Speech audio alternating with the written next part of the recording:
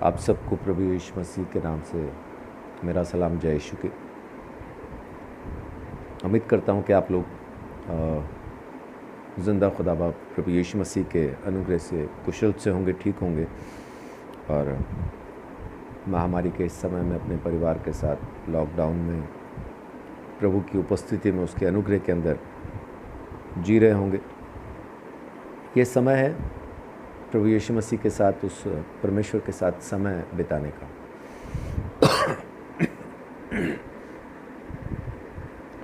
जितना हो सके उतना ज़्यादा अभी हमें प्रभु के साथ समय बिताने की ज़रूरत है, क्योंकि समय है अभी हमारे पास।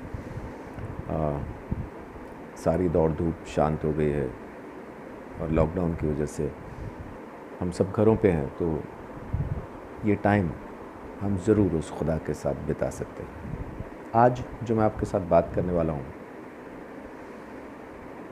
वो एक पापी का सफ़र, पापी इंसान से परमेश्वर के पवित्र स्थान तक, उसके पवित्र मंदिर बन जाने तक का जो सफ़र है वो आज मैं आपके साथ शेयर करना चाहता हूँ कि किस तरह से एक पापी परमेश्वर का मंदिर बन सकता है।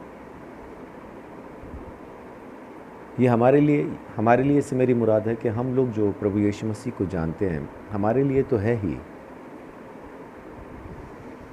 ये उन लोगों के लिए भी है जो प्रभु यीशु मसीह को आज तक, अभी तक जान नहीं पाए, समझ नहीं पाए। तो ये दोनों के लिए अच्छा रहेगा। इसको सुनने के बाद आप ऐसा महसूस करें कि अगर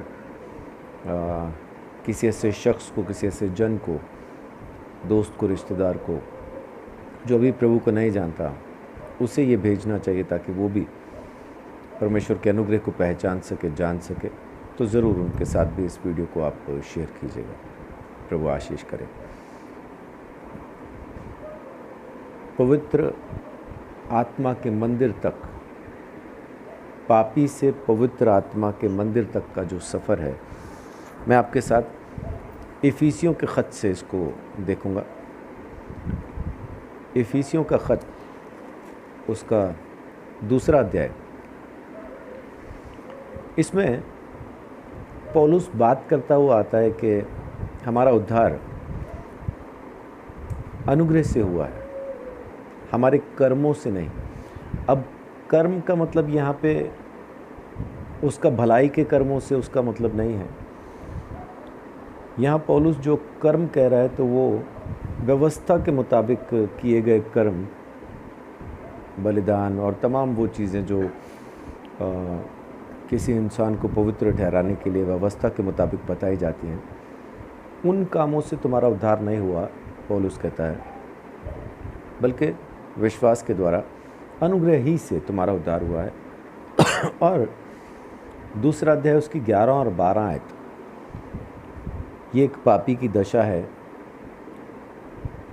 परमेश्वर के अनुग्रह को जानने से पहले, प्रभु यीशु मसीह को जानने से पहले। लिखा है, इस कारण स्मरण करो कि तुम जो शारीरिक रीति से अन्य जाति हो और जो लोग शरीर में हाथ के किए हुए खतने से खतना वाले कहलाते हैं, वे तुमको खतना रहित कहते हैं। तुम लोग उस समय मसीह से अलग और इस्राएल की प्रजा के पद से अलग किए हुए और प्रतिज्ञा की वाचाओं के भागी न थे और आशाहीन और जगत में ईश्वर रहित थे। खुदा का कलाम यहाँ पे हमसे जो बात कर रहा है वो ये है कि जब तक कोई भी शख्स प्रभु यीशु मसीह को नहीं जान पाता, तब तक वो जिस भी व्यवस्था के अधीन पैदा हुआ होता है, उसी के अधीन होता है। व्यवस्था किसी भी तरह से हमें धर्मी नहीं ठहराती। ये व्यवस्था किसी भी मज़हब की, किसी भी धर्म की क्यों ना हो, हमें धर्मी नहीं ठहराती, क्योंकि तमाम व्यवस्थाएं, हिंदू, मुस्लिम, सिख, ईसाई, बौद्ध, जैन, यहाँ तक कि यहूदियों की और जितनी भी व्यवस्थाएं, ज़मीन के ऊपर पाए जाने वाला हर एक पवित्र शास्त्र, जिसमें बाइबल भी आती है, हर एक पवित्र शास्त्र ये कहता है कि झूठ बोलने वाला पापी है। और ये एक ऐसा पाप है जो हर एक जन करता है, बचपन से इंसान करता है। यहाँ तक कि बहुत सारे बिजनेसमैन जो मेरी पहचान में हैं, उनका कहना है कि झूठ बोले बिना गुजारा ही नहीं है। अगर वे लोग झूठ न बोलें तो उनका गुजारा है ही नहीं, उनका बिजनेस चल ही नहीं सकता, ऐसा उनका कहना है। तो झूठ को आज संसार ने इतने आराम से एक्सेप्ट किया है, इतने आराम से कबूल कर लिया है कि हर एक शख्स बचपन से लेके मर जाने के समय तक झूठ बोलता है। और कलाम यहाँ पे हमें बता रहा है कि जितने लोग भी व्यवस्था के अधीन हैं, जितने लोग भी अपने कर्मों से अपने आप को धर्मी ठहराने की कोशिश करते हैं, वे सब लोग परमेश्वर से दूर थे, मसीह से अलग थे और परमेश्वर रहित, ईश्वर रहित इस जगत में वो घूम रहे थे। और इसमें पूरी मानव जाति आती है, पूरी मानव जाति, कोई एक मज़हब नहीं, कोई ख़ास लोग नहीं, सब लोग। मैं प्रभु का दास हूँ, प्रभु यीशु मसीह के नाम से प्रचार करता हूँ, लेकिन मेरे अपने बच्चे भी, क्योंकि अब वो एक मसीही परिवार में पैदा हुए हैं, तो बाइबल की व्यवस्था के अधीन पैदा हुए हैं।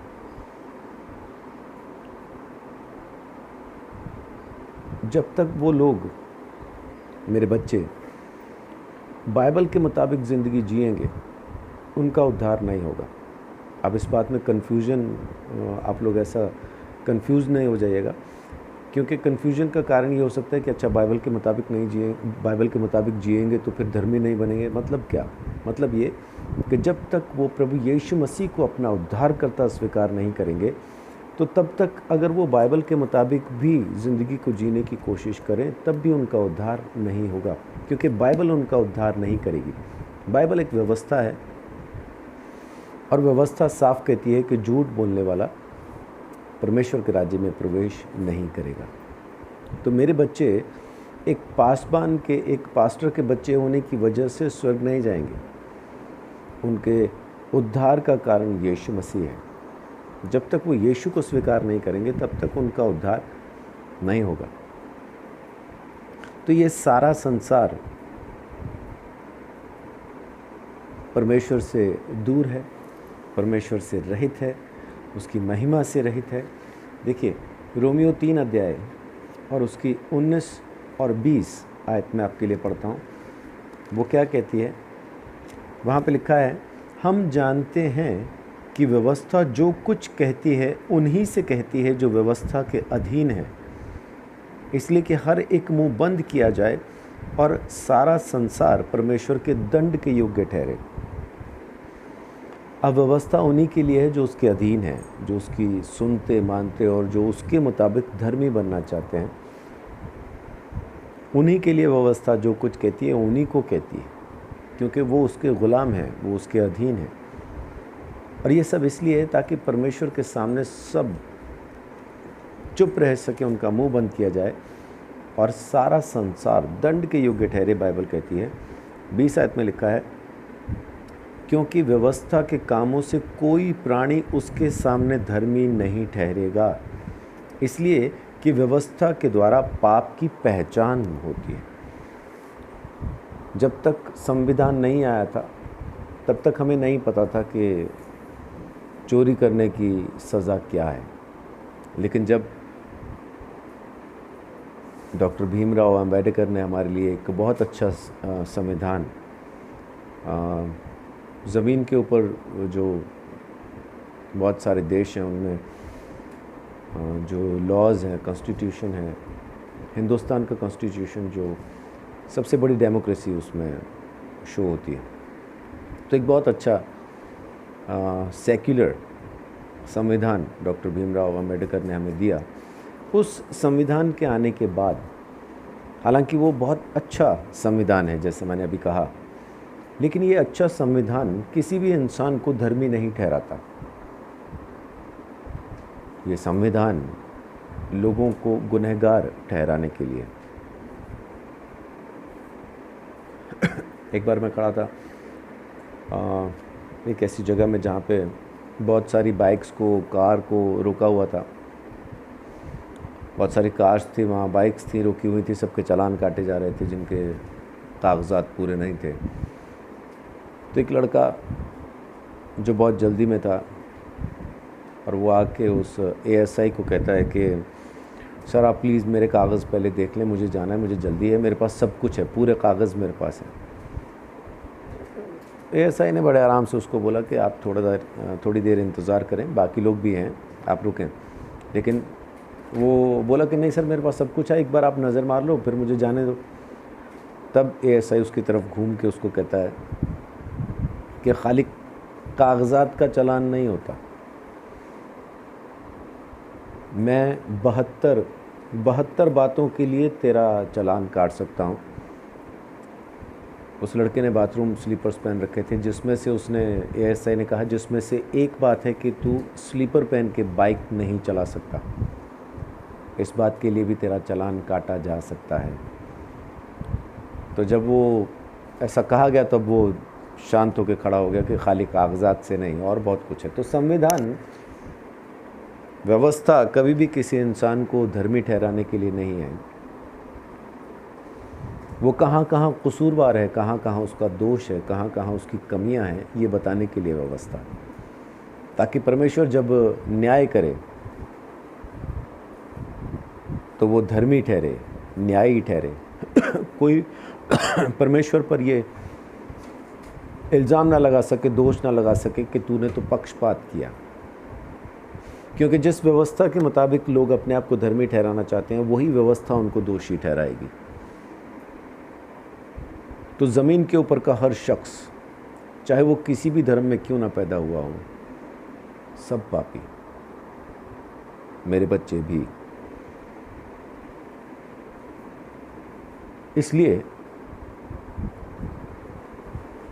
उस खुदा बाप को, उस परमेश्वर को अपने इकलौते बेटे को ज़मीन पे भेजने की ज़रूरत पड़ी। अब हमारा जो छुटकारा हुआ है, हम जो परमेश्वर तक पहुँचे हैं किस तरह से, 13 और 14 आयत, इफिसियों 2 अध्याय 13 और 14 में लिखा है, पर अब मसीह यीशु में तुम जो पहले दूर थे, मसीह के लहू के द्वारा निकट हो गए हो। परमेश्वर के साथ संबंध बनाने के लिए, परमेश्वर के पास आने के लिए हमें एक ख़ास चीज़ की दरकार है, ज़रूरत है, और वो चीज़ जिसके बग़ैर हम परमेश्वर के घर में, उसके राज्य में, उसके सामने प्रवेश नहीं कर सकते। जैसे एक दरवाज़ा है जिसमें ताला लगा है, जब तक वो ताला खोल ना दिया जाए तब तक कोई उसके अंदर जा नहीं सकता है। ताला तोड़ के घुसने वाला चोर कहलाता है।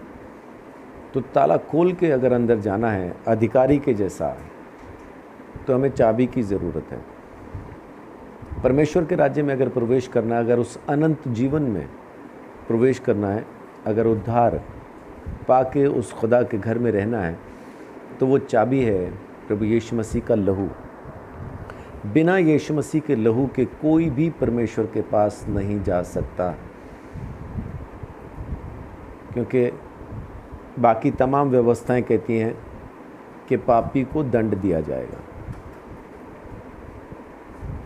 लेकिन परमेश्वर पापी से प्रेम करता है, उसको बचाना चाहता है। तो इसलिए उसने अपने इकलौते बेटे को ज़मीन पर भेजा ताकि पापियों का उद्धार हो सके। तो 13 आयत कहती है, पर अब मसीह यीशु में जो तुम पहले दूर थे, मसीह के लहू के द्वारा निकट हो गया, क्योंकि वही हमारा मेल है जिसने दोनों को एक कर लिया और अलग करने वाली दीवार को जो बीच में थी ढा दिया। उस दीवार को जो हमारे और परमेश्वर के बीच में थी, प्रभु यीशु मसीह ने ढा दिया। यीशु मसीह हमारा मेल है। 14 आयत में अभी हमने पढ़ा कि वही हमारा मेल है। यीशु मसीह के द्वारा हमारा मेल परमेश्वर से हुआ। परमेश्वर पहले भी था, हम भी थे, लेकिन हमारा मेल परमेश्वर के साथ नहीं था। मेल ना होने की वजह से हम जाने क्या क्या पूज रहे थे। सूरज, चांद, सितारे, आग, हवा, पानी, जानवर, इंसान, पेड़ पौधे, यहाँ तक कि अपने हाथ से बहुत सारी चीज़ों को बना के उनको पूज रहे थे। काल्पनिक, हमने काल्पनिक, जैसे सुपरमैन होते हैं ना, ऐसे हमने हीरोज़ बना रखे थे काल्पनिक, जिनमें बहुत ताकत है, जो हमें बचाएंगे। लेकिन अल्टीमेटली उनके भी हाथ में हमने हथियार पकड़ा दिए ताकि वो पापियों को मारें, और हम सब पापी हैं। तो हमारे पास ऐसा कोई रास्ता नहीं था जिसके द्वारा हम परमेश्वर तक पहुंच जाएं। और फिर शैतान की तरफ से बहुत सारी ऐसी बातें हमारे जहन में डाल दी गई, जैसे दिक्कत नहीं, बहुत सारे जन्म बाकी हैं, किसी न किसी जन्म में तो हो ही जाएगा। ऐसा बहुत कुछ हमारे सामने आने लगा। ये सब झूठ है, इसमें से एक भी बात सच नहीं। ये पहला और आखिरी जन्म है, दोबारा हम कभी पैदा नहीं होंगे। तो अब यीशु मसीह के लहू के द्वारा हमारा मेल परमेश्वर से हो गया, और वो जो दीवार पापी और परमेश्वर के बीच में थी, यीशु मसीह ने उसको ढा दिया। अब वो दीवार हमारे और परमेश्वर के बीच में नहीं रही, उसको यीशु मसीह ने ख़त्म कर दिया। अपने लहू से उसने हमें ख़रीद के परमेश्वर की संतान बना दिया। रोमियो 5 अध्याय भी इस बारे में हमसे कुछ कहता है।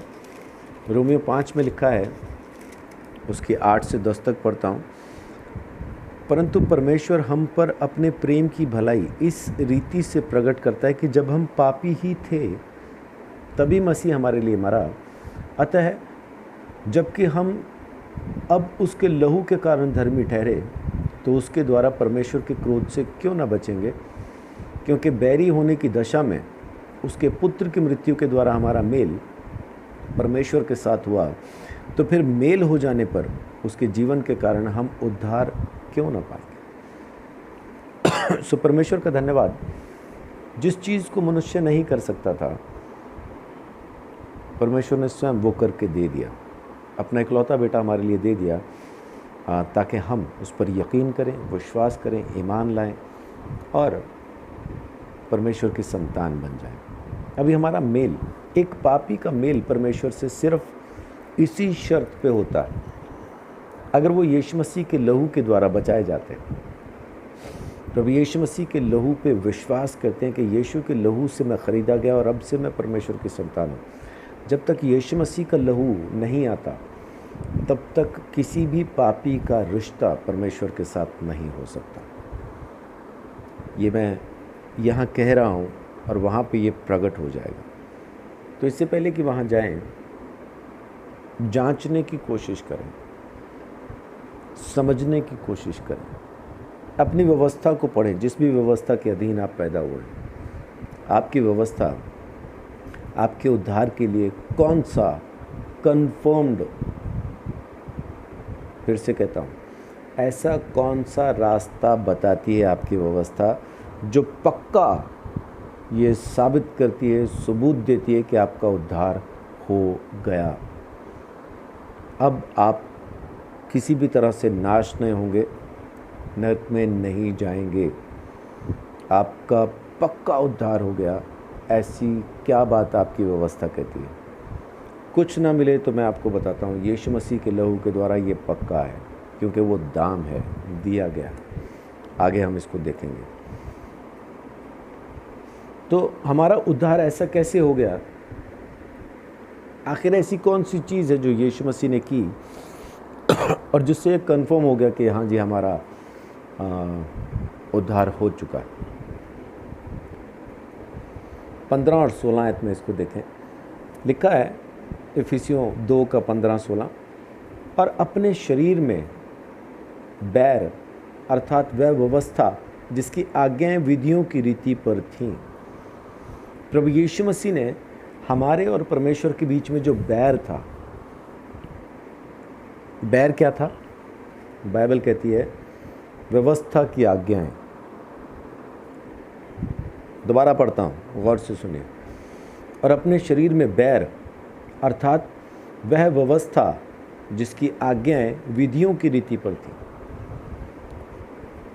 ये जो व्यवस्था है हमारे और परमेश्वर के बीच में बैर है, क्योंकि ये हमें पापी ठहराती है और इसके द्वारा पापी ठहराए जाने के बाद हम परमेश्वर के राज्य में प्रवेश नहीं कर सकते।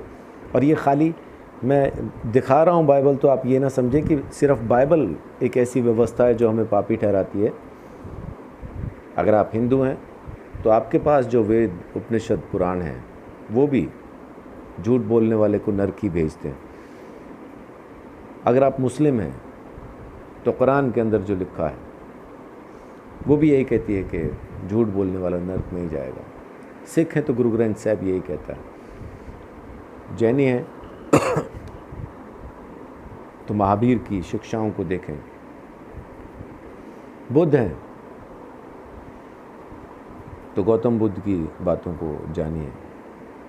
यहूदी हैं या जो कोई भी आप हैं, अपनी व्यवस्था की किताब को पढ़ें और आपकी व्यवस्था की किताब आपको पापी ठहराएगी। हम ऐसा सोचने लगते हैं कि मैंने तो कोई पाप नहीं किया। ज़िंदगी में अगर एक बार झूठ भी बोला है तो वो पाप है। हमारे अपने माँ बाप हमारे साथ चाहे कितना ही बुरा बर्ताव क्यों ना करें, वो हमारे माँ बाप ही रहते हैं।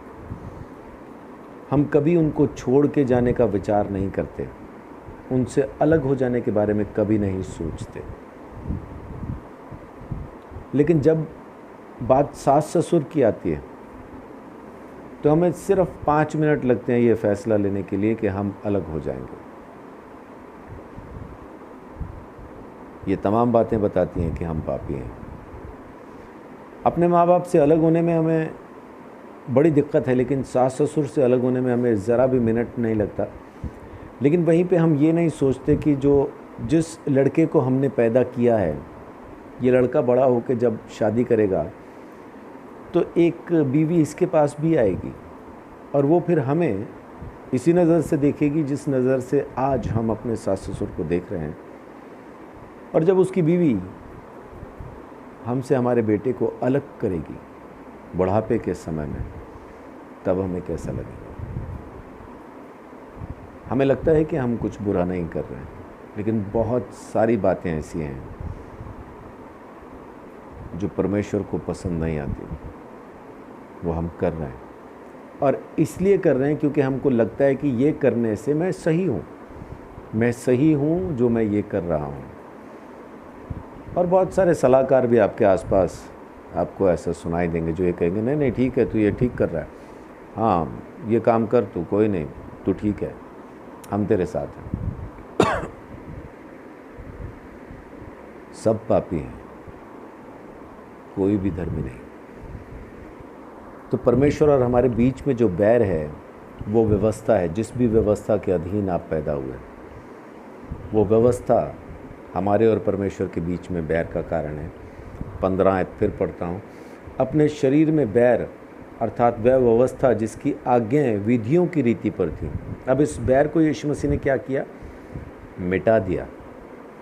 बाइबल में लिखा है आज्ञाएं जो विधियों की रीति पर थी मिटा दिया कि दोनों से अपने में एक नया मनुष्य उत्पन्न करके मेल करा दे, और क्रूस पर बैर को नाश करके इसके द्वारा दोनों को एक देह बनाकर परमेश्वर से मिलाए। कुलूसियों 2 अध्याय उसकी 13-14 आयत में भी लिखा है कि विधियों का वो लेख जो हमारे विरोध में था, कीलों से उसको क्रूस पर जड़ के हमारे सामने से हटा दिया, मिटा दिया। तो प्रभु यीशु मसीह ने ऐसा क्या किया कि हमारा मेल परमेश्वर से करवा दिया? प्रभु यीशु मसीह ने उस व्यवस्था से हमें आज़ाद किया, उस व्यवस्था की अधीनता से उसने हमें ख़रीद लिया, उस व्यवस्था से उसने हमें छुटकारा दिया जिसके अधीन हम पैदा हुए थे। गलातियों 4 अध्याय, गलातियों 4 अध्याय उसकी 4 और 5 आयत, वहाँ पे लिखा है, परंतु जब समय पूरा हुआ तो परमेश्वर ने अपने पुत्र को भेजा जो स्त्री से जन्मा और व्यवस्था के अधीन उत्पन्न हुआ। प्रभु यीशु मसीह स्वयं भी एक व्यवस्था के अधीन उत्पन्न हुआ, जिस व्यवस्था को हम यहूदियों की व्यवस्था कहते हैं। वो यहूदियों की व्यवस्था के अधीन इसीलिए पैदा हुआ, 5वें आयत में लिखा है, ताकि व्यवस्था के अधीनों को मोल लेकर छुड़ा ले और उन्हें ले पालक होने का पद मिले।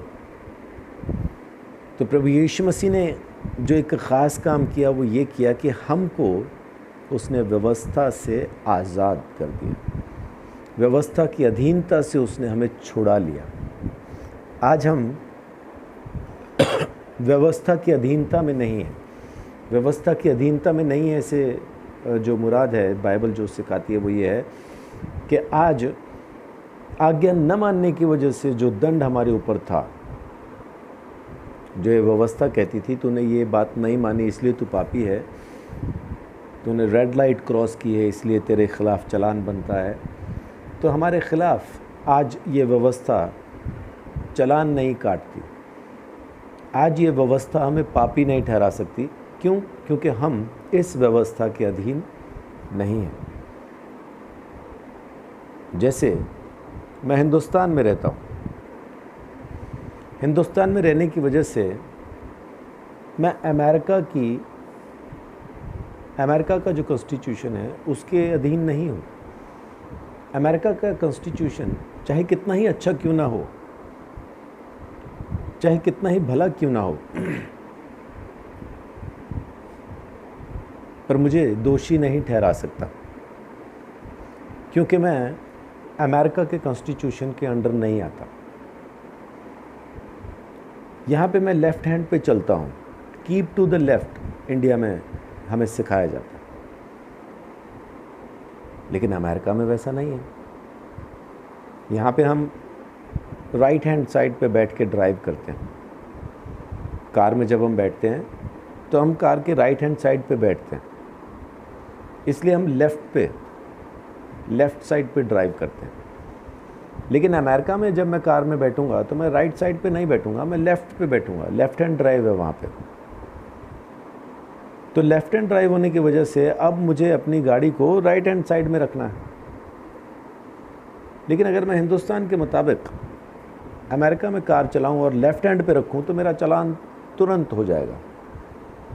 हिंदुस्तान में नहीं होता है। यहाँ पे मैं लेफ़्ट हैंड पे चलाता हूँ तो अमेरिका का कॉन्स्टिट्यूशन मुझे लेफ़्ट हैंड पे चलने की वजह से आज चालान नहीं काट सकता, क्योंकि मैं अमेरिका के कॉन्स्टिट्यूशन के अंडर नहीं आता, मैं इंडिया के कॉन्स्टिट्यूशन के अंडर आता हूँ।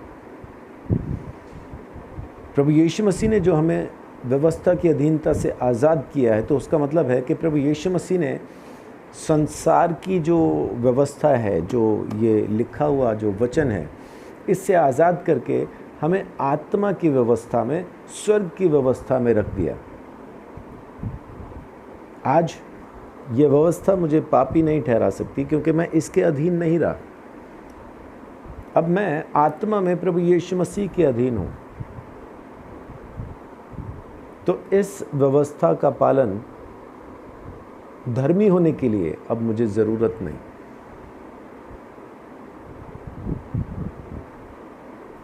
लेकिन क्या अब मुझे आज्ञा मानना चाहिए या नहीं मानना चाहिए, ये अभी थोड़ी देर के बाद हम बात करेंगे। लेकिन उद्धार पाने के लिए, धर्मी होने के लिए, परमेश्वर के राज्य में प्रवेश करने के लिए अब मुझे इसकी ज़रूरत है, क्योंकि इसकी अधीनता से मुझे यीशु मसीह ने ख़रीद लिया। और ख़ाली बाइबल नहीं, सिर्फ बाइबल के मानने वालों के लिए नहीं है ये हर एक किताब के मानने वालों के लिए, मसीही लोगों के लिए बड़ा आसान है इस चीज़ को समझना कि अगर कोई मेरा भाई मेरी बहन जो हिंदू थे आज यीशु में आ गए, तो आज उनको अपने वेद पुराण मानने की ज़रूरत नहीं। जैसा हम ये कहेंगे सभी ईसाई बोलेंगे हाँ जी बिल्कुल सही बोल रहे, क्योंकि अब तो प्रभु ने उनको बचा लिया ना, प्रभु ने उनको ख़रीद लिया ना। तो मेरे ईसाई भाइयों, मेरे ईसाई बहनों, अगर किसी हिंदू को जिसने यीशु को स्वीकार किया अपने धर्म की किताबों को मानने की आज ज़रूरत नहीं है, तो आप लोगों ने जो प्रभु यीशु मसीह को स्वीकार किया, आपको फिर अपने धर्म की किताब मानने की ज़रूरत क्यों है? वो अपनी व्यवस्था से छुड़ाए गए, तो क्या आप नहीं छुड़ाए गए? जैसे वो अपनी व्यवस्था से छुड़ाए गए हैं, आप भी छुड़ाए गए। इस चीज़ को समझना ईसाइयों के लिए मुश्किल है, दूसरे लोगों के लिए बड़ा आसान है। कोई दूसरा, कोई मेरा मुस्लिम भाई, कोई बहन प्रभु में आने के बाद भी अगर वो कुरान की बातें करने लगे, तो हम उसको बोले नहीं नहीं, अभी आपका उद्धार पूरा नहीं हुआ, अभी आप देखो वही पुरानी बातें करते हैं। आप भी कर रहे हैं पुरानी बातें, आप भी कर रहे हैं। अगर वो कर रहे हैं तो आप भी तो कर रहे हैं। यीशु मसीह ने ख़रीद लिया हमें उस व्यवस्था से। इस बात को समझने की ज़रूरत है, आपको भी, सबको ज़रूरत है। अब सिर्फ उसने हमें आज़ाद नहीं किया इस व्यवस्था से, बल्कि एक ख़ास काम साथ में किया। 18 और 19 पढ़ता हूँ, लिखा है, क्योंकि उसी के द्वारा, यीशु मसीह के द्वारा, हम दोनों की एक आत्मा में पिता के पास पहुँच होती। अब हमारी पहुँच हो गई परमेश्वर तक। यीशु के लहू को लेके आज हम परमेश्वर की उपस्थिति में जा सकते हैं, पहुँच सकते हैं, वहाँ पे उसके पास जा सकते हैं। उन्हें शायद कहती है, इसलिए तुम अब विदेशी और मुसाफिर नहीं रहे।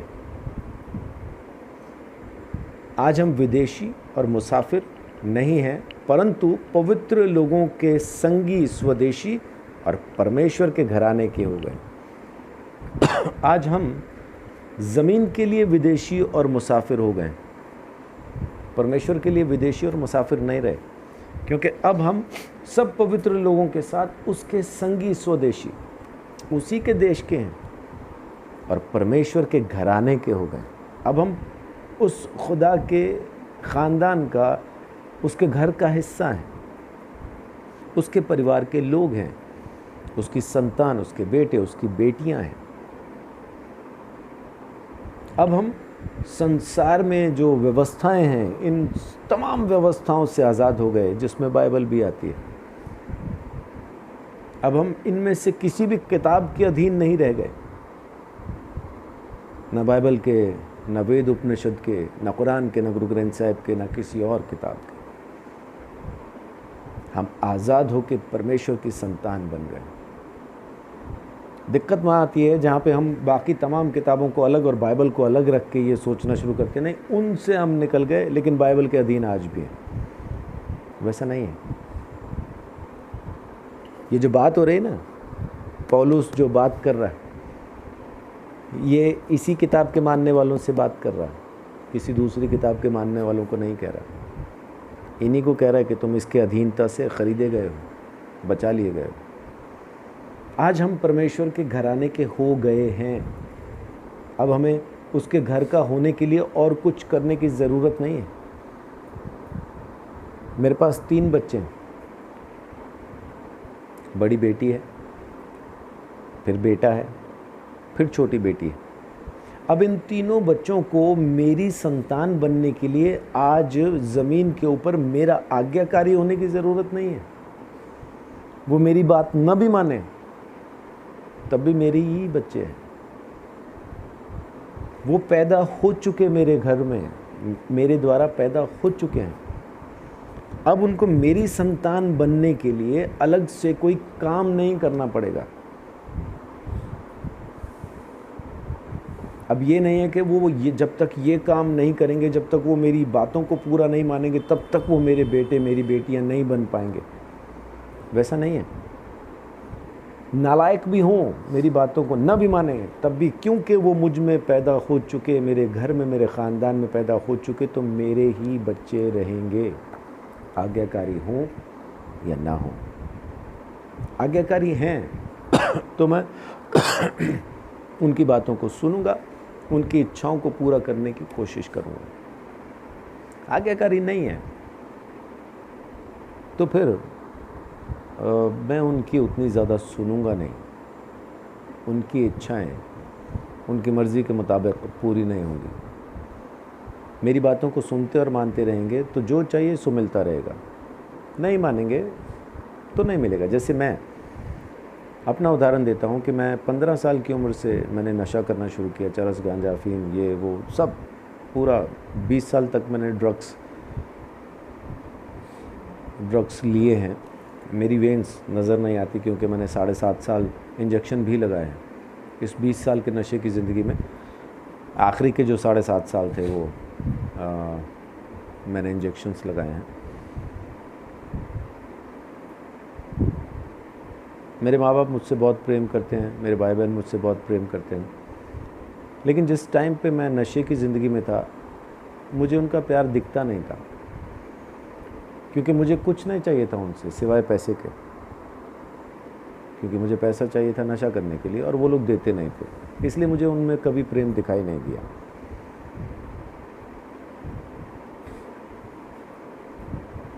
लेकिन आज जब मैं नशे से आज़ाद हूँ, किसी तरह का कोई नशा नहीं करता हूँ, आज जो मुझे 5 रुपये नहीं देते थे, आज मैं उनको 50,000 रुपये के लिए कहूँ और उनके पास हो देने के लिए, तो वो मुझे तुरंत दे देंगे, क्योंकि उन्हें मालूम है कि आज जो मैं 50,000 मांग रहा हूँ तो किसी न किसी कारण से, किसी न किसी चीज़ के लिए मांग रहा हूँ, मुझे कहीं ज़रूरत होगी, इसीलिए मैं उनको कह रहा हूँ, तो वो मुझे दे देंगे ज़रूर।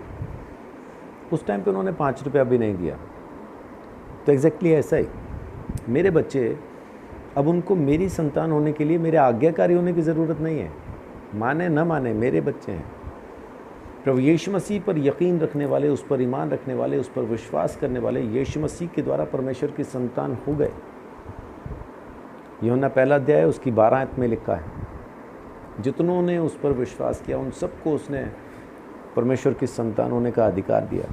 अब संतान बनने के लिए अलग से कोई आज्ञाकारिता की ज़रूरत नहीं, संतान बन गए, उसके ख़ानदान के हो गए, आप उसमें पैदा हो चुके हैं, प्रभु यीशु मसीह में नया जन्म पा चुके हैं।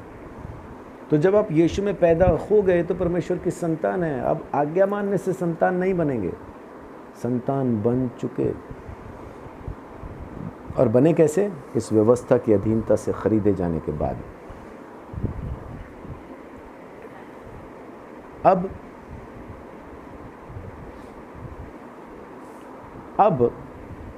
जो मैं आपसे कहने वाला हूँ, आपको लगेगा पहले मैं कुछ और कह रहा था और अब बदल गया हूँ, है ना। अब गौर से सुनेगा, क्योंकि अब यहाँ पे थोड़ा स्विच होने वाला है। अनुग्रह के द्वारा उद्धार हो चुका। यहाँ तक मैं आपको कह रहा हूँ कि आज्ञा मानने से कुछ नहीं होगा, यीशु पर यकीन करने से, उस पर ईमान लाने से, विश्वास करने से होगा। लेकिन अब जब हम उसमें पैदा हो चुके, तो अब परमेश्वर तो अपना प्रेम हम पर प्रकट कर चुका, है ना।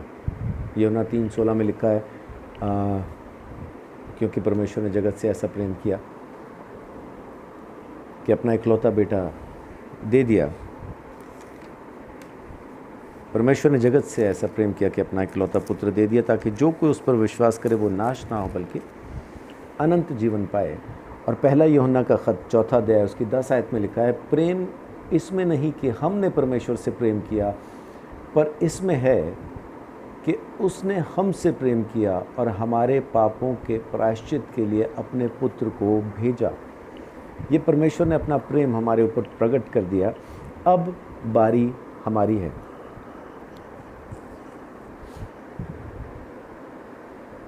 अब बारी हमारी है, क्योंकि परमेश्वर का पवित्र मंदिर अब हमें बनना है।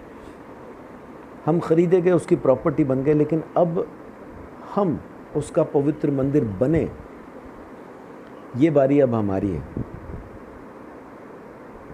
वो कह चुका आई लव यू, अब हमारी बारी है उसको वापस कहने की, आई लव यू टू। तो पहला यूहन्ना 5 अध्याय उसकी 3 आयत में लिखा है कि परमेश्वर से प्रेम करना यह है कि हम उसकी आज्ञाओं को माने, और उसकी आज्ञाएं कठिन नहीं। आप सोच रहे होंगे अभी कह रहा था आज्ञा मानने की ज़रूरत नहीं, अब कह रहा है कि आज्ञा माने। हाँ, उद्धार पाने के लिए हमें यीशु के लहू की ज़रूरत है, आज्ञा पालन की नहीं। लेकिन जैसा ही हम खरीदे गए, उसकी संतान बन गए, अब पवित्र मंदिर बनने के लिए, इसलिए कि परमेश्वर आके हम में वास करे, पवित्र आत्मा आके हमारे अंदर सामर्थ्य से वास करे, इसके लिए अब हमें आज्ञा मानना ज़रूरी है। मंदिर का बनाया जाना आज्ञाकारिता से होना है। उद्धार हो गया, उद्धार हो गया। अब मंदिर का निर्माण करना है, ये आज्ञाकारिता से होगा। अब हमारे आज्ञा बीच बीच में अगर हमसे कुछ गलती होती है तो उसका हमारे उद्धार से कोई लेन देन नहीं। मंदिर का काम रुकेगा। जैसा लॉकडाउन में बहुत सारी कंस्ट्रक्शंस रुक गई हैं, तो जब हम पाप में होंगे तो हमारी ज़िंदगी में भी लॉकडाउन लगेगा। उस लॉकडाउन के दौरान हम बहुत सारी ज़रूरी चीज़ों से कट जाएंगे, नहीं पहुंच पाएंगी, मिलेंगी नहीं। जैसे आज लॉकडाउन के टाइम पे हमें बहुत कुछ नहीं मिल पाता, जैसा चाहे वैसा नहीं जी सकते, है ना। बहुत सारी बंदिशें आ गई हैं, बहुत सारी परेशानियाँ आ गई हैं। बहुत से घरों में तो पैसे की दिक्कत आ गई, खाने पीने की भी दिक्कत आ गई है। एक तस्वीर देख के मेरा मन बहुत बुरी तरह से परेशान हो गया। ये हिंदुस्तान की तस्वीर है। प्रवासी मजदूर जिनको आज का मीडिया विलन के रूप में दिखाना चाहता है। एक प्रवासी मजदूर एक जगह से पैदल चल के किसी दूसरी जगह पहुंचना चाहता है, लेकिन भूख के मारे उसका रास्ते में बुरा हाल है। सड़क के किनारे मरे हुए एक कुत्ते की लाश को वो खाना शुरू कर देता है।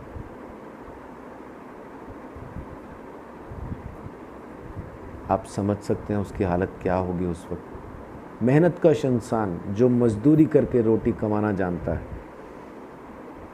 जो मेहनत करके पूरे ख़ानदान को पालना जानता है, आज सड़क के किनारे मरे पड़े एक कुत्ते की लाश में से जानवरों की तरह कच्चा मांस नोच नोच के खा रहा है। यही हालत प्रभु यीशु मसीह में आ जाने के बाद अगर हम आज्ञा नहीं मान पाते, अगर हम उसके रास्तों पे नहीं चल पाते, तो ज़िंदगी में यही हालत फिर होती है। फिर सड़क किनारे पड़ी सड़ती हुई कुत्ते की लाश खानी पड़ती है। बहुत कुछ रुक जाता है, लॉकडाउन लगता है। इसका उद्धार से कोई लेन देन नहीं, उद्धार हो चुका।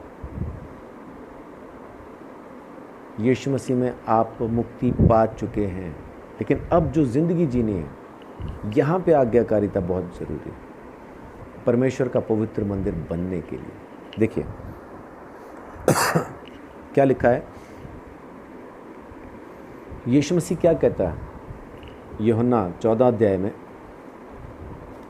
यीशु कहता है,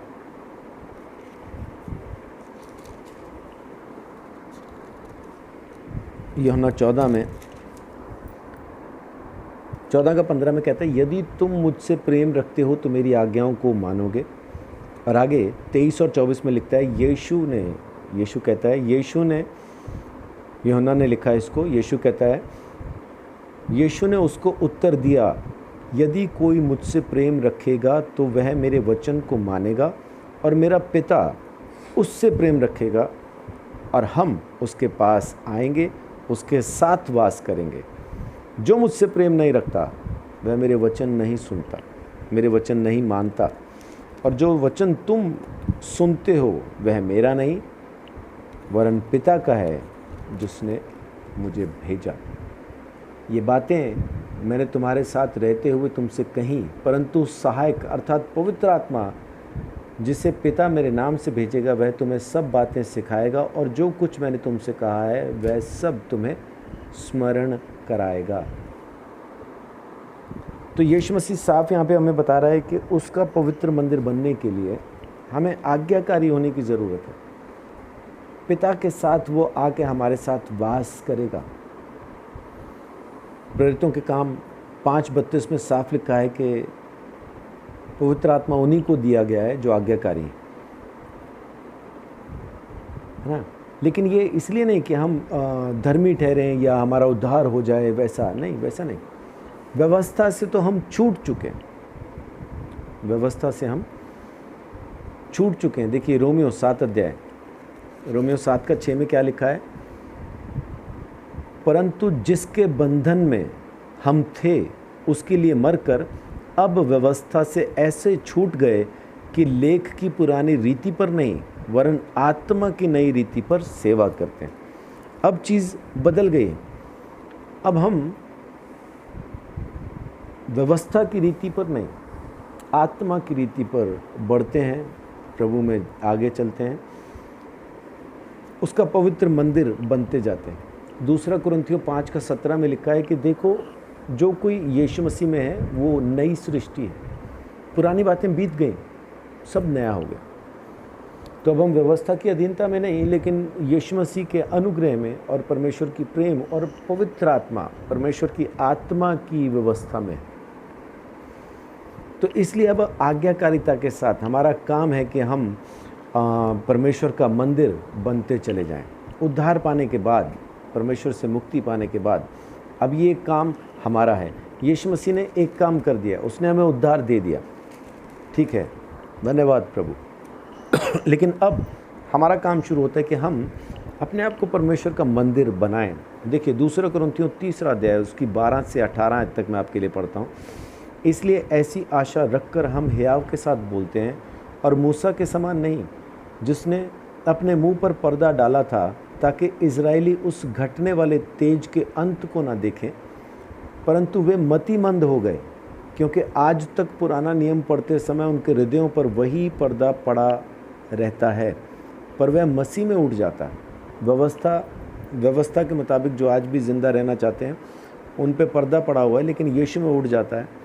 आज तक जब कभी मूसा की पुस्तक पढ़ी जाती है तो उनके हृदय पर पर्दा पड़ा रहता है, परंतु जब कभी उनका हृदय प्रभु की ओर फिरेगा तब वह पर्दा उड़ जाएगा। प्रभु तो आत्मा है और जहाँ कहीं प्रभु का आत्मा है वहाँ स्वतंत्रता है। स्वतंत्रता किससे? व्यवस्था से। परंतु जब हम सबके उघाड़े चेहरे से प्रभु का प्रताप इस प्रकार प्रकट होता है जिस प्रकार दर्पण में, तो प्रभु के द्वारा जो आत्मा है हम उसी तेजस्वी रूप में अंश अंश करके बदलते जाते हैं, है ना। अब हम धीरे धीरे बदलते जाएंगे, प्रभु यीशु मसीह में बढ़ते जाएंगे और उसका पवित्र मंदिर बनते जाएंगे, जैसा इफिसियों 2:21 और 22 में लिखा है, जिसमें सारी रचना एक साथ मिलकर प्रभु में एक पवित्र मंदिर बनती जाती है, जिसमें तुम भी आत्मा के द्वारा परमेश्वर का निवास स्थान होने के लिए एक साथ बनाए जाते हो। तो अब हम धीरे धीरे परमेश्वर का मंदिर बनते जाते हैं, परमेश्वर के स्वरूप में, उस मंदिर के रूप में ढलते जाते हैं जिसे परमेश्वर ने पहले से हमारे लिए रख छोड़ा है ना। अब मंदिर बनने के लिए हमें ज़रूरत पड़ेगी पवित्रता की, धार्मिकता की, छुटकारे की। देखिए 3:9 में क्या लिखा है? इफिसियों 3:9 कहता है, और सब पर यह बात प्रकाशित करूं कि उस भेद का प्रबंध क्या है जो सबके सृजनहार परमेश्वर में आदि से गुप्त था। अब ये भेद क्या है? यह है पवित्रता। 1 कुरिन्थियों 1 अध्याय उसकी 30 आयत में लिखा है कि प्रभु यीशु मसीह परमेश्वर में हमारे लिए ज्ञान अर्थात धर्म, सबसे पहली बात कि वो हमारे लिए धर्म ठहरा। मत्ती 3:15 में लिखा है, मत्ती 3:15 कहता है कि यीशु मसीह जब बपतिस्मा लेता है तो यूहन्ना को कहता है, अब इसी रीति से हम दोनों को धार्मिकता को पूरा करना आवश्यक है। वहाँ प्रभु यीशु मसीह ने एक बहुत बड़ा काम किया है। कभी प्रभु का अनुग्रह रहेगा तो मैं ज़रूर आपके साथ इस बारे में भी बात करूँगा कि यीशु ने बपतिस्मा क्यों लिया। लेकिन एक लाइन में कहता हूँ, यीशु ने बपतिस्मा इसलिए लिया ताकि वो पूरे जगत का पाप अपने ऊपर उठा सके। ये कैसे हुआ, ये अगर आप लोग चाहेंगे सीखना तो आप कमेंट भी कर सकते हैं, और प्रभु का अनुग्रह कभी होता है तो हम ज़रूर इस पर फिर दोबारा से कभी बात कर पाएंगे। तो मत्ती 3:15 में जो लिखा है कि इसी तरह से उसकी धार्मिकता को पूरा करना ज़रूरी है। और 1 कुरिन्थियों 1 अध्याय 30 आयत में वहाँ पे लिखा है कि वो यीशु मसीह हमारे लिए वो धर्म ठहरा। 2 कुरिन्थियों 5:21 कहता है, जो पाप से अज्ञात था उसी को परमेश्वर ने हमारे लिए पाप ठहराया ताकि हम प्रभु यीशु मसीह में होके परमेश्वर की धार्मिकता बन जाएं। तो आज जब हम परमेश्वर का पवित्र मंदिर बनना चाहते हैं, मंदिर बनने के लिए कुछ सामान की ज़रूरत लगती है, जैसे ईंट, सीमेंट, रेत, बजरी, ऐसा। तो पवित्र आत्मा का मंदिर बनने के लिए जो चीज़ लगेगी वो है धार्मिकता। धार्मिकता कहाँ से लाएं? सीमेंट, रेत, बजरी, ये सब तो मार्केट में बिकता है, दुकान से ख़रीद के ला सकते हैं। हम धार्मिकता कहाँ से लाएं? क्योंकि जिस व्यवस्था के मुताबिक हम अपने आप को धर्मी ठहरा सकते थे, उसकी अधीनता से हम खरीदे गए। अगर दोबारा उसी व्यवस्था की अधीनता में जाके हम अपने आप को धर्मी ठहराने की कोशिश करेंगे तो फिर प्रभु के अनुग्रह से अलग हो जाएंगे, फिर दोबारा व्यवस्था की अधीनता में चले जाएंगे, फिर दोबारा पापी ठहरेंगे। तो अब धार्मिकता कहाँ से लाएं? तो बाइबल साफ कहती है, जो मैंने अभी आयत बताई 2 कुरिन्थियों 5:21 के यीशु मसीह में हम परमेश्वर की धार्मिकता हो गए। 1 कुरिन्थियों 1:30 आयत में लिखा है कि यीशु हमारे लिए धर्म ठहरा। तो मंदिर के निर्माण के लिए अब अपनी धार्मिकता को उठा के कचरे में फेंक दीजिए, और यीशु मसीह ने जो धार्मिकता हमें दी है, परमेश्वर की धार्मिकता जो वो हमें दान में, गिफ्ट में दे गया, फ्री में दे गया, उस धार्मिकता का इस्तेमाल शुरू कीजिए। ये मंदिर निर्माण में काम आएगा। दूसरी चीज़ जो लगनी है मंदिर निर्माण में, वो लगनी है पवित्रता। वो भी लिखा है वहाँ पे 1 कुरिन्थियों 1 उसकी 30 आयत। जब इसको आप पढ़ेंगे तो यहाँ पे 2-3 चीज़ें आपको एक साथ मिलती हैं कि यीशु मसीह हमारे लिए क्या क्या बन गया, क्या क्या ठहरा, है ना। लिखा है, परंतु उसी की ओर से तुम मसीह यीशु में हो, जो परमेश्वर की ओर से हमारे लिए ज्ञान ठहरा, अर्थात धर्म और पवित्रता और छुटकारा, ताकि जैसा लिखा है वैसा ही हो, जो घमंड करे प्रभु में करे, है ना। प्रभु पे घमंड करे, अपने कामों पर नहीं, अपने आप पर नहीं। तो दूसरी चीज़ क्या है? पवित्रता। यूहन्ना 15:3 में लिखा है कि तुम तो उस वचन के द्वारा जो मैंने तुमसे कहा है शुद्ध किए गए हो, पवित्र किए गए हो। और यूहन्ना 17 अध्याय 2 बातें वहाँ पे वो और कहता है। यूहन्ना 17 अध्याय के अंदर मैं आपके लिए पढ़ता हूँ। यूहन्ना 17 का 17 से 19, सत्य के द्वारा उन्हें पवित्र कर, तेरा वचन सत्य है। जैसे तूने मुझे जगत में भेजा, वैसे ही मैंने भी उन्हें जगत में भेजा, और उनके लिए मैं अपने आप को पवित्र करता हूँ, ताकि वे सत्य के द्वारा पवित्र किए जाएं। प्रभु यीशु मसीह ने अपने आप को इसीलिए पवित्र किया ताकि हम भी पवित्र किए जाएं। तो प्रभु यीशु मसीह की उस पवित्रता को ढूंढिए, उसके खोजी हो जाओ, जैसा इब्रानियों 12:14 में लिखा है। वहाँ पे यही बात लिखी है, आप पढ़ के देखिएगा। वहाँ पे भी व्यवस्था की अधीनता से अलग होकर विश्वास के द्वारा पवित्र होने के बारे में लिखा है कि उस पवित्रता के द्वारा जो विश्वास से होती है, आज्ञाकारिता से नहीं, विश्वास के द्वारा। इब्रानियों 11 अध्याय में विश्वास के योद्धाओं की लिस्ट है, और 12वें अध्याय में वो यहीं से शुरू करता है, इसलिए उलझाने वाले पाप से बचो, दौड़ में सही से दौड़ो। विश्वास के द्वारा जो पवित्रता हमें मिली है उसके खोजी हो जाओ, क्योंकि उसके बिना कोई परमेश्वर को देख ना पाएगा, बाइबल साफ कहती है। ये पवित्रता भी प्रभु यीशु मसीह ने हमें दी है, और यूहन्ना 17:3 में लिखा है कि उस खुदा को जानना, प्रभु यीशु मसीह को जानना ही अनंत जीवन है। और तीसरी चीज़ छुटकारा। छुटकारा, वो दाम जो चुकाया गया, वो रैंसम जो हमारे लिए दिया गया, वो फिरौती जो चुका दी गई है। 1 कुरिन्थियों 6:19 और 20 में लिखा है कि क्या तुम नहीं जानते कि तुम परमेश्वर का मंदिर हो, और वो आत्मा परमेश्वर के द्वारा तुम में वास करता है, तुम्हें दिया गया है। अब तुम अपने नहीं रहे, बल्कि दाम दे के खरीदे गए हो। अब जब किसी एक चीज़ का दाम चुका ही दिया गया, जैसे ये शर्ट मैंने पहनी है, तो इसकी कीमत चुका दी गई है। तो आज जब कभी भी मैं इस शर्ट को दोबारा पहनूं, तो मुझे जाके दोबारा दुकानदार को कुछ देने की ज़रूरत नहीं पड़ती। सर, आज मैं फिर दोबारा ये शर्ट पहनने वाला हूं, तो ये लीजिए, और 100, 200, 500 रुपये और रख लीजिए, मैं आज ये पहनूंगा फिर दोबारा। अब मैं इस शर्ट को जैसा चाहूँ इस्तेमाल करूँ, क्योंकि इसका दाम चुका दिया गया। कीमत अदा करने के बाद दोबारा कीमत नहीं दी जाती। आप एक बार में ख़रीदे गए हैं, परमेश्वर की संतान हो गए हैं, तो उस ख़रीदे जाने पर विश्वास कीजिए, है ना। उस छुटकारे पर यकीन लाएं। और इब्रानियों के ख़त के अंदर बहुत अच्छे से लिखा गया कि एक ही बार में for once and for all. एक ही बार में सारा छुटकारा हमारे लिए प्रभु यीशु मसीह ने कर दिया है। इब्रानियों 10वां अध्याय उसकी 8 से लेकर 10 तक पढ़ता हूँ। ऊपर तो वह कहता है, ना तूने बलिदान और भेंट और होम बलियों और पाप बलियों को चाहा और ना उनसे प्रेम की प्रसन्न हुआ।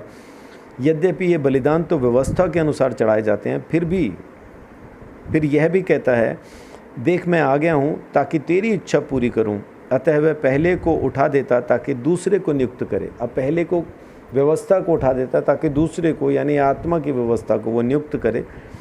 उसी इच्छा से हम यीशु मसीह की देह के एक ही बार बलिदान चढ़ाए जाने के द्वारा पवित्र किए गए। अब प्रभु यीशु मसीह के एक ही बार बलिदान हो जाने से, एक ही बार कुर्बान हो जाने की वजह से हम पवित्र ठहरे, हमारा छुटकारा हो गया, हमारा दाम चुकाया गया। और प्रकाशित वाक्य 5:9 में लिखा है कि तूने वध होकर अपने लहू के द्वारा हर एक कुल, हर एक भाषा, हर एक लोग, हर एक जाति में से लोगों को परमेश्वर के लिए मोल लिया है। तो वो दाम यीशु ने चुकाया, यीशु ने कीमत पूरी अदा की है। वो कोई डाउन पेमेंट करके नहीं गया, है ना, बाकी किस्तें तुम देते रहो। वो किस्तों वाला सौदा नहीं है। वो हमें इंस्टॉलमेंट्स पे नहीं ख़रीद के गया कि मैं पहले बयाना मैं दे देता हूँ, बाकी इंस्टॉलमेंट्स तुम देते रहना। अगर इंस्टॉलमेंट्स तुम पूरी दे पाए तो तुम ख़रीदे जाओगे, नहीं दे पाए तो फिर तुम्हारी अपनी गलती है। वैसा नहीं है। वो दाम चुका के पूरी तरह से ख़रीद के हमें परमेश्वर की संतान बना के गया। तो अब इस मंदिर को बनाने के लिए जो पवित्रता चाहिए, जो धार्मिकता चाहिए, जो छुटकारा चाहिए, जो ज्ञान चाहिए, जो समझ चाहिए, वो सब कुछ प्रभु यीशु मसीह हमें गिफ्ट में दे के गया है। तो जो कुछ यीशु मसीह दे के गया है, उन चीज़ों को अपनी ज़िंदगी में इस्तेमाल कीजिए। अपनी वाली को साइड रख दीजिए, आपकी काम नहीं करेंगी।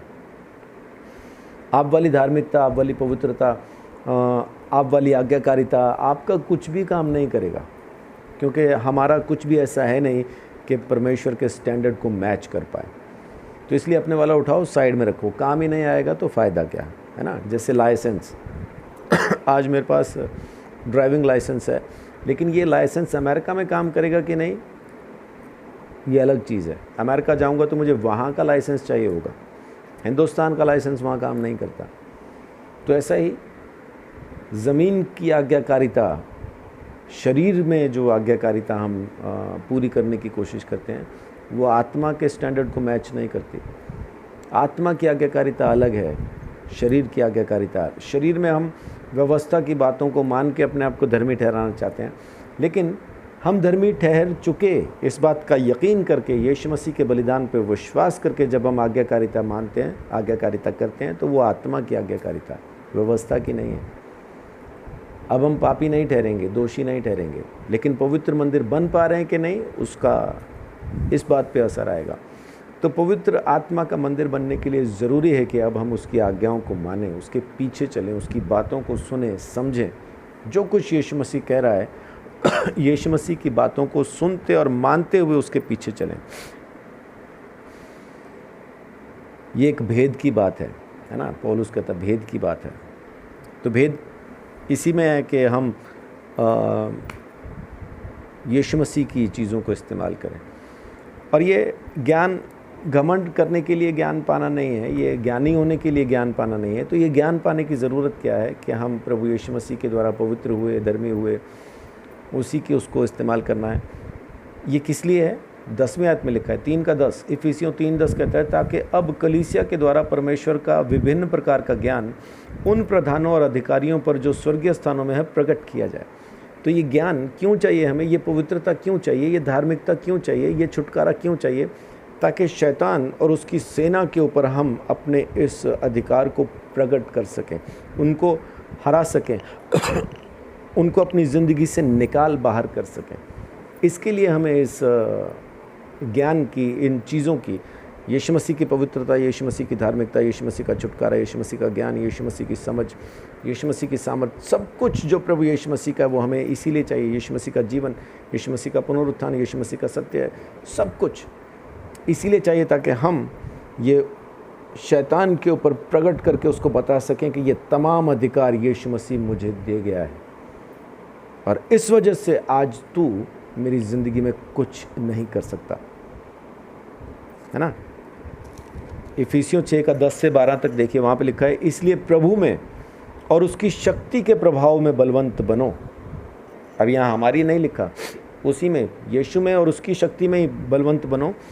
परमेश्वर के सारे हथियार बांध लो, अपने वाले नहीं, परमेश्वर के जो उसने दिए हैं उनको बांध लो, कि तुम शैतान की युक्तियों के सामने खड़े रह सको, क्योंकि हमारा यह मल्लयुद्ध लहू और मांस से नहीं, परंतु प्रधानों से और अधिकारियों से और इस संसार के अंधकार के हाकिमों से है, और उस दुष्टता की आत्मिक सेनाओं से है जो आकाश में।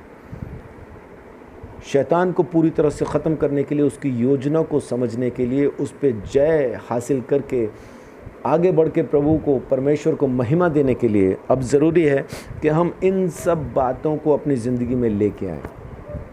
अब आज्ञाकारिता मंदिर बनने के लिए है, लेकिन पवित्र होने के लिए नहीं, क्योंकि पवित्रता हम यीशु के इस्तेमाल करते हैं। धर्मी होने के लिए नहीं, क्योंकि धार्मिकता यीशु के इस्तेमाल करते हैं। अपना छुटकारा पाने के लिए नहीं, उद्धार पाने के लिए नहीं, क्योंकि छुटकारा यीशु ने दिया है। परमेश्वर तक पहुंचने के लिए नहीं, क्योंकि यीशु मसीह मेल है, हमारी पहुंच उसने वहां तक करा दी है। अपनी समझ को बढ़ाने के लिए नहीं, क्योंकि समझ यीशु है, ज्ञान यीशु है, सब कुछ यीशु है। तो आज हम आज्ञाकारिता में सिर्फ इसलिए चल रहे हैं ताकि हम परमेश्वर का पवित्र मंदिर बने और इन चीज़ों का इस्तेमाल करके शैतान को अपनी ज़िंदगी से निकाल बाहर करें। शैतान को निकाल बाहर करने का मतलब है कि हम अपने उन पापों के ऊपर भी अधिकार ले आएँ, उन पे भी प्रभुता करें जो हमें परमेश्वर की इच्छा से बाहर लेके जाते हैं, जो परमेश्वर के पवित्र मंदिर को परमेश्वर का मंदिर बनने की जगह पे व्यभिचार का अड्डा बना देते हैं। व्यभिचार बहुत कुछ है, शरीर के काम, लोभ, लालच, ईर्ष्या और बहुत कुछ, ये शरीर के काम है, मूर्ति पूजा के जैसे, और ये तमाम बातें परमेश्वर के सामने व्यभिचार के जैसी हैं। सो अपने शरीर को व्यभिचार का अड्डा बनाने से बचाने के लिए इन तमाम चीज़ों पे प्रभुता हासिल करके, इनको अपने वश में रख के परमेश्वर का पवित्र मंदिर अब हमें बनाना है। यीशु मसीह की बातों को सुन के, यीशु मसीह की बातों को मान के हमें उसमें आगे बढ़ना है। तो अब यहाँ पे पौलुस ये सब बातें कहने के बाद, तीसरे अध्याय के अंदर ये सब बातें, दूसरे अध्याय से मैं आपके साथ बात करता आ रहा हूँ, ये सब कहने के बाद 3 का 14 में कहता है, इसी कारण सारी बातें समझाने के बाद अब कहता है, इसी कारण मैं तुम्हारे लिए प्रार्थना भी करता हूँ। देखिए 14 से 16 तक क्या लिखा है, इसी कारण उस पिता के सामने घुटने टेकता हूँ जिससे स्वर्ग और पृथ्वी पर हर एक घराने का नाम रखा जाता है, कि वह अपनी महिमा के धन के अनुसार तुम्हें यह दान दे कि तुम उसके आत्मा से अपने भीतरी मनुष्यत्व में सामर्थ पाकर बलवंत होते जाओ। अब मैं जो आपको कह रहा था कि एक पापी परमेश्वर की पवित्र आत्मा का मंदिर कैसे बन सकता है, तो अब वो समय आ गया समझने का कि इस तरह से जब इन तमाम चीज़ों को जो यीशु ने हमें दिए हैं, उसका उद्धार, उसका छुटकारा, उसकी धार्मिकता, उसकी पवित्रता, उसका सब कुछ, और ये आज्ञा पालन से नहीं, उसका दिया हुआ दान है, जब इस्तेमाल करके उसकी बातों को अब आज्ञाकारिता शुरू करते हैं, तो फिर उसका सामर्थ्य हमारे अंदर काम करना शुरू करता है। अब ये प्रेम की व्यवस्था है, दंड की व्यवस्था नहीं है ना। तो जब उसका प्रेम हमारे ऊपर प्रकट होता है, तब जब हम स्वतंत्रता के साथ उसके साथ चलना शुरू करते हैं, तो तब क्या होता है, पौलुस यहाँ पे एक कमाल की चीज़ कहता है 17 से पढ़ता हूँ 19 तक। फिर क्या होगा, क्या चाहिए, क्या हमें उसके बाद, किस चीज़ के लिए पौलुस कहता है मैं प्रार्थना करता हूँ इसके लिए, और विश्वास के द्वारा मसीह तुम्हारे हृदय में बसे, कि तुम प्रेम में जड़ पकड़कर और नेव डालकर, प्रेम में, क्योंकि प्रभु यीशु मसीह का प्रेम इसी बात से प्रकट होता है कि परमेश्वर ने अपना इकलौता बेटा दे दिया और यीशु ने अपने प्राण हमारे लिए दे दिए, अब हमारे लिए सब कुछ उसने कर दिया। ये प्रेम है। प्रेम में जड़ पकड़ के, यानी इसी विश्वास में जड़ पकड़ के, उस पर नींव डाल के सब पवित्र लोगों के साथ भली भांति समझने की शक्ति पाओ, और उसकी चौड़ाई और लंबाई और ऊंचाई और गहराई कितनी है, और मसीह के उस प्रेम को जान सको जो ज्ञान से परे है, कि परमेश्वर की सारी भरपूरी तक परिपूर्ण हो जाओ। जब हम परमेश्वर के इस प्रेम को समझ के प्रभु यीशु मसीह की बातों को मानना शुरू करते हैं, तो परमेश्वर के प्रेम से, उसकी सामर्थ्य से परिपूर्ण हो जाते हैं, पूरी तरह से भर जाते हैं, लबरेज हो जाते हैं। उमड़ने लगते हैं, बहने लगता है। जब ये सामर्थ्य बहने लगता है तब आपके आसपास चंगाइयाँ, चमत्कार, सब चीज़ें होने लगती हैं। अब जो बात मैंने शुरू की थी वो यहाँ पे मैं ख़त्म करता हूँ। 3:20 पे लिखा है, अब जो ऐसा सामर्थ्य है कि हमारी विनती और समझ से कहीं अधिक काम कर सकता है, उस सामर्थ्य के अनुसार जो हम में कार्य करता है, कलीसिया में और मसीह यीशु में उसकी महिमा पीढ़ी से पीढ़ी तक युगान युग होती रहे। आमीन। सो आज जो मैं आपको कहना चाह रहा था, जो आपको सिखाने की कोशिश कर रहा था, वो ये है कि एक पापी प्रभु यीशु मसीह के द्वारा उसके लहू से ख़रीदे जाने की वजह से परमेश्वर की संतान बन जाता, परमेश्वर के घराने का हिस्सा हो जाता है। ये तमाम चीज़ें विश्वास से होती हैं, ये हमारे व्यवस्था पालन से नहीं होती, विश्वास से। और व्यवस्था कौन सी? बाइबल, वेद पुराण, कुरान, गुरु ग्रंथ साहिब और तमाम वो किताबें जो हमें व्यवस्था सिखाती हैं।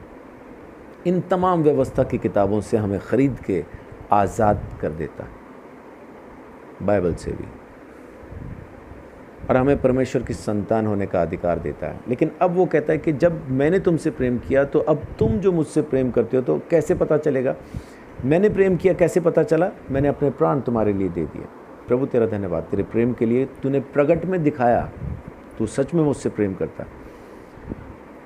तो यीशु मसीह कहता है, अब अगर तुम मुझसे प्रेम करते हो तो तुम मेरी बातों को मानोगे। अब वो ये नहीं कह रहा अगर तुम मेरी बातों को मानोगे तो तुम्हारा उद्धार होगा, ये नहीं कह रहा। वो ये कह रहा है अगर तुम मुझसे प्रेम करते हो, अगर तुम मुझसे मोहब्बत रखते हो तो मेरे हुक्मों को भी मानोगे। अगर हम उससे प्यार करते हैं तो हम उसके हुक्म भी मानेंगे। तो अब बातचीत शुरू होती है आत्मा का मंदिर बनने की, क्योंकि अब हम खरीदे जा चुके, परमेश्वर के बन गए, उद्धार हो चुका, नए बन चुके, नई सृष्टि हो गए। तो अब मंदिर निर्माण ज़रूरी है। इस प्लॉट को खाली रखना, ज़मीन को बंजर बना के रखना ज़रूरी नहीं। ज़रूरी है कि अब हम उसका मंदिर बने। तो मंदिर में जो चीज़ें लगनी है, पवित्रता, धार्मिकता, छुटकारा, उद्धार, ज्ञान, समझ, जो जितनी भी चीज़ें लगनी हैं, वो सारा मटेरियल भी यीशु मसीह हमें दे के चला गया गिफ्ट में। पवित्रता उसने हमें गिफ्ट में दी, धार्मिकता उसने हमें गिफ्ट में दी, छुटकारा उसने हमें गिफ्ट में दिया, ज्ञान वो खुद है, हमें गिफ्ट में मिला, समझ वो खुद है, हमें गिफ्ट में मिला। सब कुछ उसने हमारे लिए कर दिया। मार्ग वही है, सत्य वही है, जीवन वही है, पुनरुत्थान वही है, सब वही है। चरवाहा वो है, दरवाज़ा वो है, सब कुछ वही है। तो अब उसको इस्तेमाल करके इस मंदिर का निर्माण कीजिए, प्रभु यीशु मसीह की बातों को मानते हुए। और यीशु ने कहा अगर तुम मेरी बातों को मानोगे तो मैं पिता के साथ, पवित्र आत्मा वो ऑलरेडी भेज चुका, तो अब पिता के साथ आके पवित्र आत्मा उन्हीं की ज़िंदगी में काम कर रहा है जो आज्ञाकारी हैं। प्रेरितों के काम 5:32 में लिखा है। तो अब वो हमारे अंदर आके परमेश्वर की परिपूर्णता के साथ वो वास करता और बहुत से ऐसे काम करता है जो हमने सोचे भी नहीं। तो एक पापी परमेश्वर का मंदिर इस तरह से बन सकता है प्रभु यीशु मसीह में आने के बाद। तो आप भी आज से अपने सारे धर्म के कामों के ऊपर से यकीन हटा के यीशु मसीह पे यकीन कीजिए, उस पर विश्वास कीजिए, उस पर ईमान लाइए, क्योंकि यीशु मसीह के द्वारा ही सारे काम होते हैं। आमीन। प्रभु आप सबको बहुत आशीष, बड़ी बरकत दे। जय यीशु की।